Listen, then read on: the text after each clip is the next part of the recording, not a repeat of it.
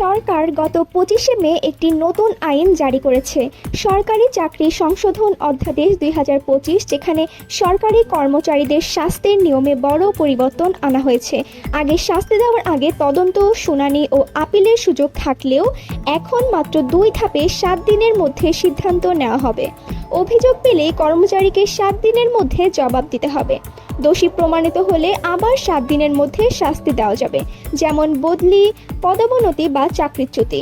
এই আইনে তদন্ত কমিটির দরকার নেই, আর প্রেসিডেন্টের দেওয়া শাস্তির বিরুদ্ধে সরকারি আপিল করার সুযোগও নেই। যদিও আদালতে যাওয়া যাবে, এটি সময় সাপেক্ষ ও ব্যয়বহুল। এই কারণে প্রায় 14 লাখ সরকারি কর্মচারীর মধ্যে অসন্তোষ ছড়িয়ে পড়েছে।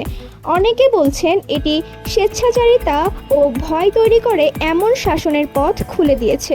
যেহেতু তারা আমাদের কথা অমান্য করে এই ধরনের একটা কালো অধ্যাদেশ করছে, এই জন্যই আমাদের এই গেটে অবস্থান করতে হচ্ছে, গেটটা বন্ধ করতে হচ্ছে, যাতে তাদের কানের পর্দা ফাটে। কোনো কারণে আপনি কালকে পরশু আসতে নাই পারেন, সেই জন্য তো আপনাকে 5 দিনের মাথায় নোটিশ ছাড়া চাকরিচ্যুত করতে পারেন না। আমরা এটা মেনে নেব না। আমরা 1 ঘন্টায় আন্দোলন প্রত্যাহার করে চলে যাব যদি উনি ঘোষণা দেয় এই আইন হবে না।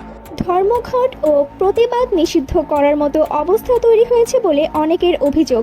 সরকার বলেছে আগের নিয়মে শাস্তি দিতে অনেক সময় লাগত, ফলে দোষীরা পার পেয়ে যেত। তবে আন্দোলনকারীরা দাবি করছেন এটি মৌলিক অধিকার লঙ্ঘন করছে এবং শাস্তি পেতে পারে নির্দোষীরাও। আন্দোলনের ভবিষ্যৎ নির্ভর করছে প্রধান উপদেষ্টা মোহাম্মদ ইউনূসের জাপান সফর শেষ হওয়ার সিদ্ধান্তের উপরে। আফরাতুল ফাতেমা, বার্তাবাহক 24।